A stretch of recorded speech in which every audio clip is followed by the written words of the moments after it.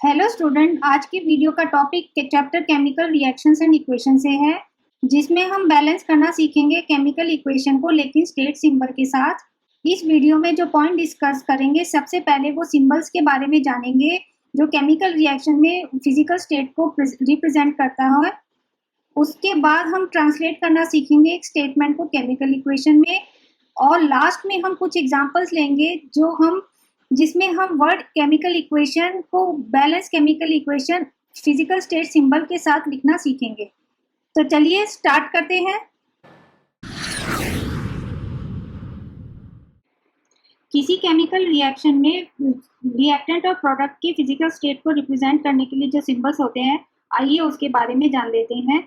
गैसीय स्टेट को अगर रिएक्टेंट या प्रोडक्ट गैसीय स्टेट में होता है तो स्मॉल g से रिप्रेजेंट करते हैं। लिक्विड स्टेट में होता है तो स्मॉल l से, सॉलिड स्टेट में होता है तो स्मॉल s से, एक्वस स्टेट में होता है तो aq से रिप्रेजेंट करते हैं। एक्वस स्टेट वो स्टेट होती है जिसमें रिएक्टेंट या प्रोडक्ट वाटर में सॉल्युबल होता है, उसको एक्वस स्टेट कहते हैं। गैस अगर रिलीज होती है किसी केमिकल रिएक्शन के दौरान तो उसको हम अप एरो की से रिप्रेजेंट करते हैं।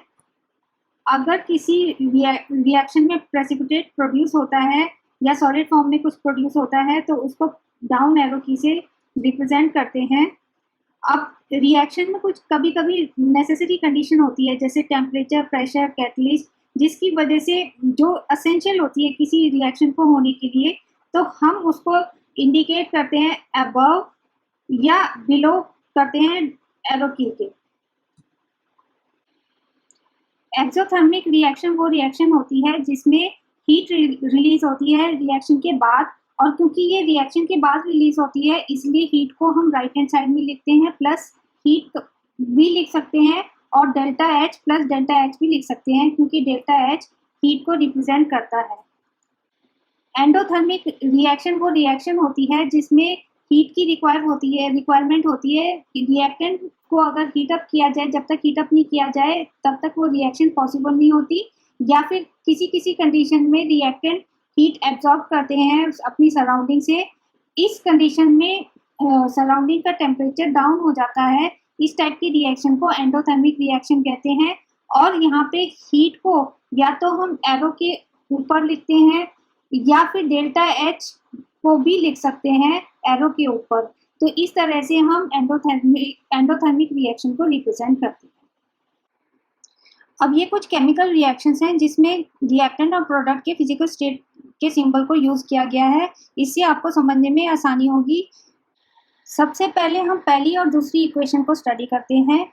यहाँ पे पोटेशियम वाटर के साथ रिएक्ट करता है तो पोटेशियम हाइड्रोक्साइड और हाइड्रोजन गैस प्रोड्यूस होती है, जबकि आयरन अगर वाटर के साथ रिएक्ट करता है तो आयरन ऑक्साइड और हाइड्रोजन गैस प्रोड्यूस होती है। अब ये दोनों मेटल है और वाटर के साथ रिएक्ट कर रहे हैं, लेकिन हम अगर डिफरेंस देखें तो पोटेशियम जब रिएक्ट करता है तो लिक्विड स्टेट में होता है, जबकि आयरन जब वाटर के साथ रिएक्ट करता है तो हम वाटर को गैसीय स्टेट में दिखाते हैं।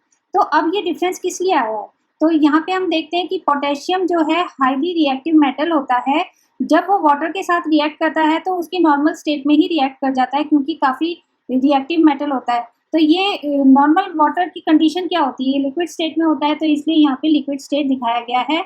जबकि आयरन लेसर रिएक्टिव मेटल होता है और ये वाटर की गैसीय स्टेट यानी स्टीम के साथ रिएक्ट करता है, तो इसलिए यहाँ पे गैसीय स्टेट में दिखाना जरूरी है।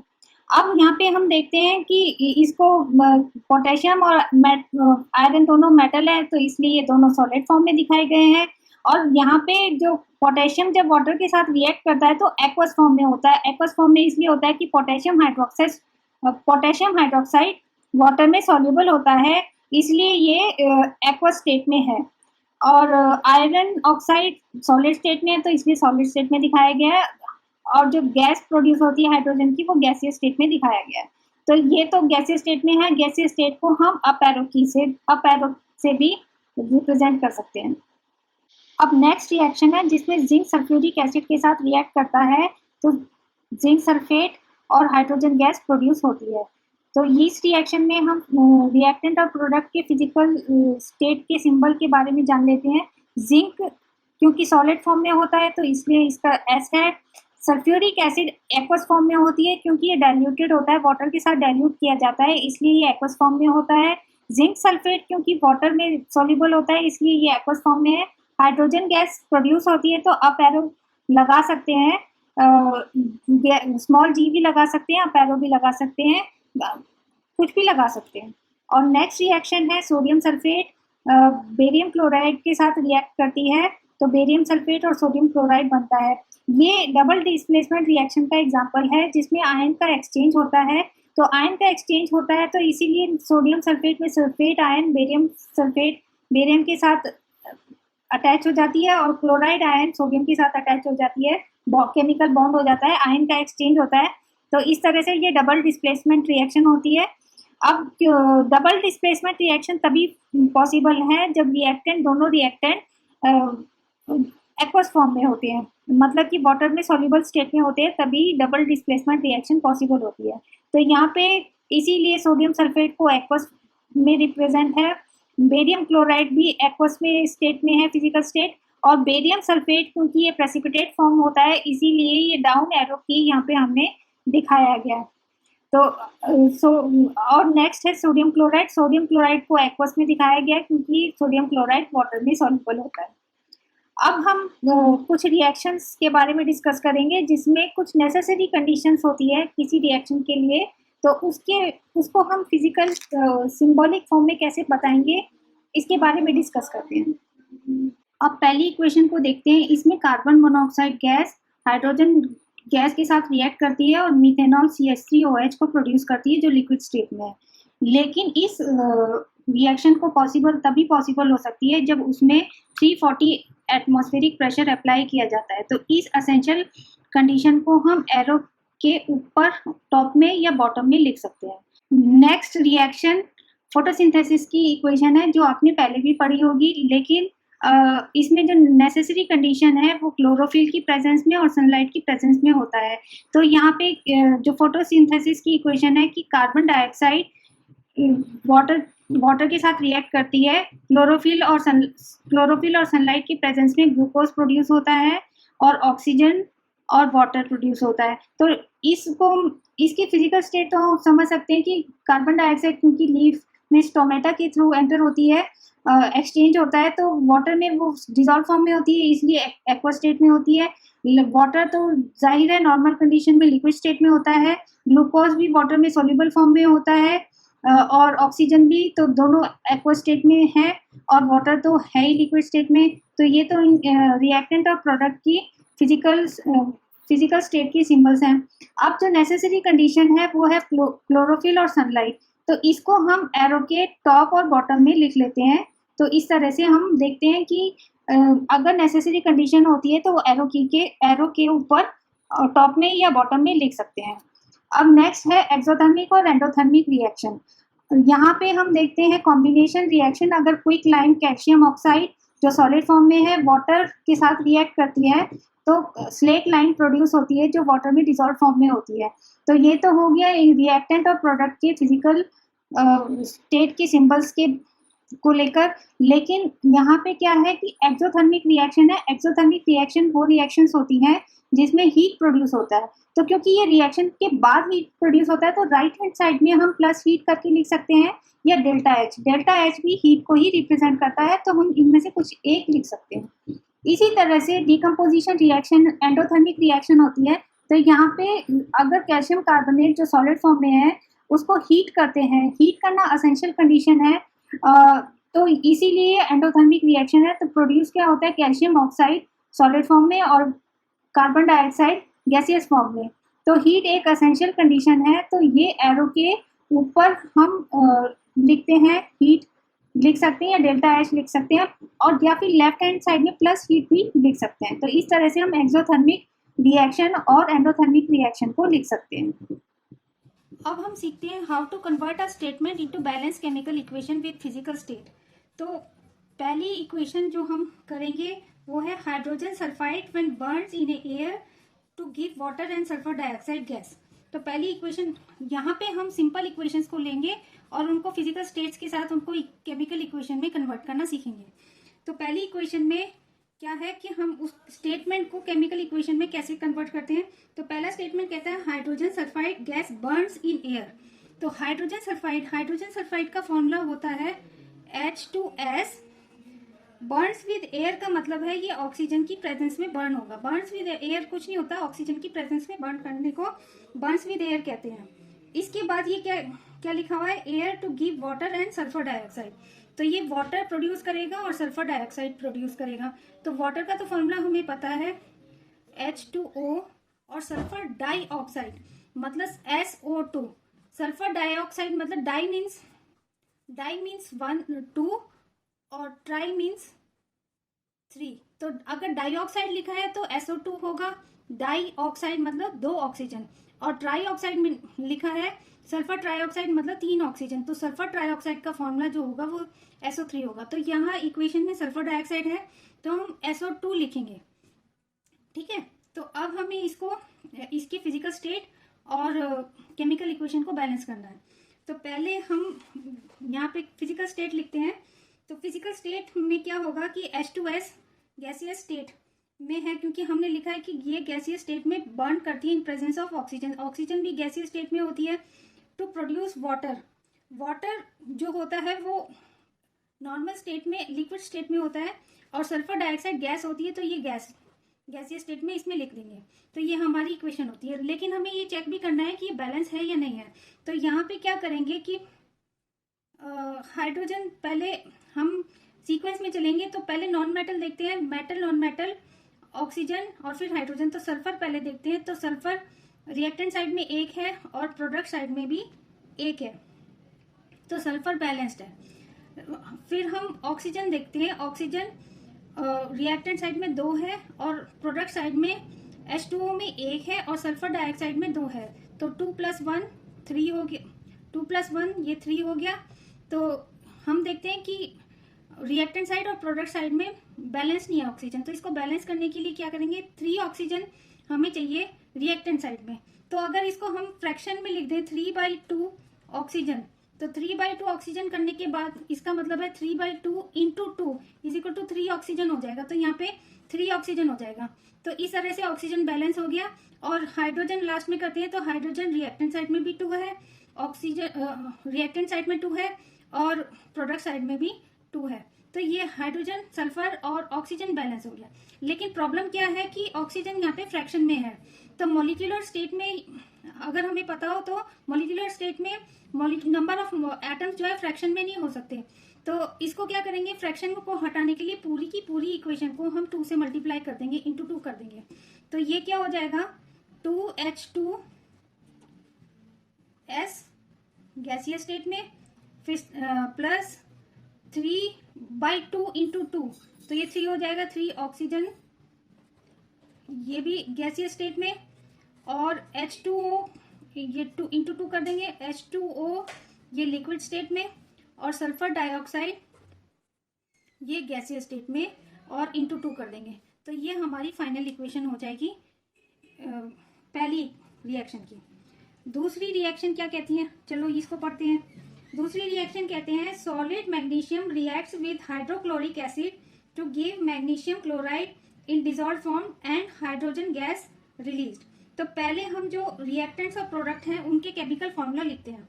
तो solid magnesium reacts with hydrochloric acid, तो ये रिएक्टेंट है मैग्नीशियम और हाइड्रोक्लोरिक एसिड। तो मैग्नीशियम का जो फॉर्मूला है वो है Mg, और हाइड्रोक्लोरिक एसिड का फॉर्मूला है HCl, और ये रिएक्ट करके क्या प्रोडक्ट बनाता है, मैग्नीशियम क्लोराइड। तो मैग्नीशियम क्लोराइड का फॉर्मूला है MgCl2।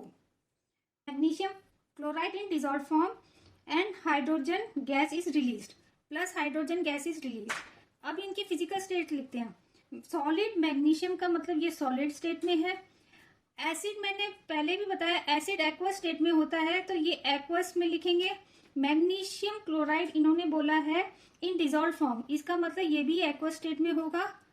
और हाइड्रोजन गैस इज रिलीज मतलब ये या तो अप एरो लगा दो या जी भी लगा दो, कुछ भी लगा सकते हैं, आपकी मर्जी। तो ये हमारा इक्वेशन है, लेकिन इसको बैलेंस करना है। अब बैलेंस करते हैं तो मेटल से स्टार्ट करते हैं। मैग्नीशियम रिएक्टेंट साइड में 1 है, प्रोडक्ट साइड में भी 1 है, तो मैग्नीशियम बैलेंस्ड है। हाइड्रोजन रिएक्टेंट साइड में एक है लेकिन प्रोडक्ट साइड में दो है, तो रिएक्टेंट साइड में दो बनाने के लिए इंटू 2 कर देंगे, तो अब हाइड्रोजन 2 हो गया, तो ये हाइड्रोजन बैलेंस्ड हो गया। और क्लोरीन अगर हम देखें तो क्लोरीन रिएक्टेंट साइड में भी 2 है और प्रोडक्ट साइड में भी 2 है, तो अब ये भी बैलेंस्ड हो गया। तो ये हमारी फाइनल रिएक्शन हो गई और इसको हम स्टेट के साथ लिखेंगे Mg magnesium solid plus 2HCl, ये प्रोड्यूस करेगा Mg और ये एक्वस फॉर्म में होगा HCl, और मैग्नीशियम क्लोराइड ये भी एक्वस फॉर्म में होगा और ये H2 गैस रिलीज करेगा, तो H2 हम गैस भी लिख सकते हैं। तो ये हमारी फाइनल रिएक्शन होगी। थर्ड इक्वेशन क्या कहती है? इन thermite reaction iron 3 oxide reacts with aluminium and gives molten iron and aluminium oxide and heat is liberated। तो यहाँ पे हीट रिलीज होती है, तो ये कंडीशन है कि हीट रिलीज होती है। तो हम पहले स्टार्ट करते हैं। Iron 3 oxide reacts with aluminium, तो आयरन 3 ऑक्साइड का फॉर्मूला, यहाँ पे आयरन की 3 वैलेंसी है, तो आयरन 3 ऑक्साइड का फॉर्मूला है Fe2O3, क्योंकि आयरन की 3 वैलेंसी है और ऑक्सीजन की 2, ये क्रॉस होके Fe2O3 बनाएगा। Reacts with aluminium to produce iron, molten iron means Fe plus aluminium oxide। तो एल्यूमिनियम ऑक्साइड का फॉर्मूला है Al2O3, क्योंकि एल्यूमिनियम की 3 वैलेंसी है +3, ऑक्सीजन की +2, तो इसका फॉर्मूला Al2O3 होगा। तो अब हम इसको बैलेंस करते हैं और फिजिकल स्टेट्स भी लिखते हैं। तो यहाँ पे हम देख रहे हैं iron 2 oxide reacts with aluminium to produce, अब आयरन 3 ऑक्साइड क्या है, ये सॉलिड फॉर्म में होगा, एल्यूमिनियम भी सॉलिड फॉर्म में होगा। It produces iron in molten state. अब ये मोल्टन स्टेट मीन्स पिघले हुए फॉर्म में होता है। पिघले हुए फॉर्म, जब कोई सॉलिड पिघलता है तो वो लिक्विड फॉर्म में होगा, तो लिक्विड लिखेंगे। एंड Al2O3 इज फॉर्म, ये सॉलिड फॉर्म में होगा। लेकिन इन्होंने लास्ट में लिखा है हीट इज प्रोड्यूस्ड। अब हीट इज प्रोड्यूस, तो क्योंकि ये रिएक्शन के बाद प्रोड्यूस होता है, तो राइट हैंड साइड में लिखते हैं प्लस हीट करते हैं, ये हाईली एक्सोथर्मिक रिएक्शन है, तो यहाँ पे प्लस हीट लिख देंगे। तो इस तरह से हीट को हम राइट हैंड साइड में लिखेंगे। ठीक है, अब ये हो गया। अब आते हैं इसको बैलेंस करना। बैलेंस कैसे करेंगे? आयरन Fe2, आयरन से स्टार्ट करते हैं, तो रिएक्टेंट साइड में 2 है और प्रोडक्ट साइड में 1 है, तो इसको बैलेंस करने के लिए प्रोडक्ट साइड में 2 कर देते हैं, तो अब 2 है प्रोडक्ट साइड में। ऑक्सीजन से पहले एल्यूमिनियम को कर देते हैं। एल्यूमिनियम रिएक्टेंट साइड में 1 है, प्रोडक्ट साइड में 2 है, तो इसको रिएक्टेंट साइड में 2 बना देते हैं, तो अब ये 2 हो जाता है रिएक्टेंट साइड में, 2 1 2 हो जाता है, तो ये रिएक्टेंट साइड में 2 हो गया। नेक्स्ट है ऑक्सीजन, रिएक्टेंट साइड में 3 है और प्रोडक्ट साइड में भी 3 है, तो ऑक्सीजन बैलेंस्ड है। तो ये हमारी बैलेंस्ड रिएक्शन हो गई है। तो फाइनल रिएक्शन जो हमारी होती है Fe2O3 प्लस 2Al, और हाँ फिजिकल स्टेट लिखते जाते हैं, Al सॉलिड, ये हमारा बनाएगा 2Fe liquid plus Al2O3 solid plus heat is liberated. Okay, ये हमारी फाइनल रिएक्शन होगी। अब चलिए लास्ट रिएक्शन क्या कहती है। लास्ट रिएक्शन कहती है carbon monoxide gas in present with zinc oxide catalyst and at 340 atmospheric pressure on heating with hydrogen gas gives methanol gas. तो आइए इसकी रिएक्शन को हम केमिकल इक्वेशन में कन्वर्ट करते हैं। तो पहले कहते हैं कार्बन मोनोऑक्साइड गैस, तो कार्बन मोनोऑक्साइड है हमारी, का फॉर्मूला है carbon monoxide CO in presence of zinc oxide catalyst and 340 atmospheric pressure reacts with hydrogen gas, तो ये हाइड्रोजन गैस H2। अब इसकी जो कंडीशन है वो ये है कि जिंक ऑक्साइड कैटलिस्ट की प्रेजेंस में, तो हम जो कैटलिस्ट है वो ऊपर लिखते हैं या नीचे लिख सकते हैं। और दूसरी कंडीशन है इन 340 एटमॉस्फेरिक प्रेशर, तो ये दूसरी कंडीशन है। तो अब ये क्या प्रोड्यूस कर रही है? मेथनॉल। मेथनॉल है CH3OH। तो आइए इसको बैलेंस करते हैं। लेकिन एक और बात इन्होंने बताई है, with 340 atmospheric pressure on heating with hydrogen gas gives methanol gas. तो ये भी इसका मतलब गैसीय स्टेट में है। ठीक है, तो ये हमारी रिएक्शन है। और कार्बन मोनोऑक्साइड क्योंकि गैसीय स्टेट में है तो ये गैसेस लिख देते हैं, हाइड्रोजन भी गैसीय स्टेट में है तो इसको गैसेस लिख देते हैं।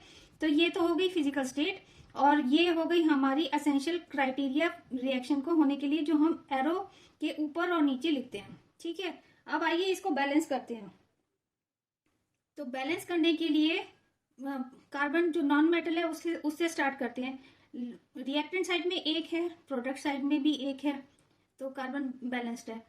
फिर ऑक्सीजन करते हैं, रिएक्टेंट साइड में एक है, प्रोडक्ट साइड में भी एक है, तो ऑक्सीजन भी बैलेंस्ड है।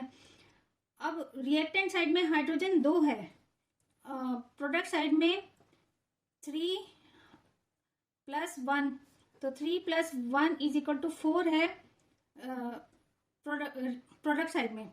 तो क्या करेंगे कि इसको रिएक्टेंट साइड में 4 बनाने के लिए 2 2 = 4, यहाँ पे 2 लगा देंगे, तो ये हमारा प्रोडक्ट साइड में हो जाएगा। तो ये जो हमारी फाइनल रिएक्शन होगी। अब हम देखते हैं कि सारे एलिमेंट्स बैलेंस्ड हो गए हैं, कार्बन भी बैलेंस्ड हो गया है, ऑक्सीजन भी बैलेंस्ड हो गया, हाइड्रोजन भी बैलेंस्ड हो गया।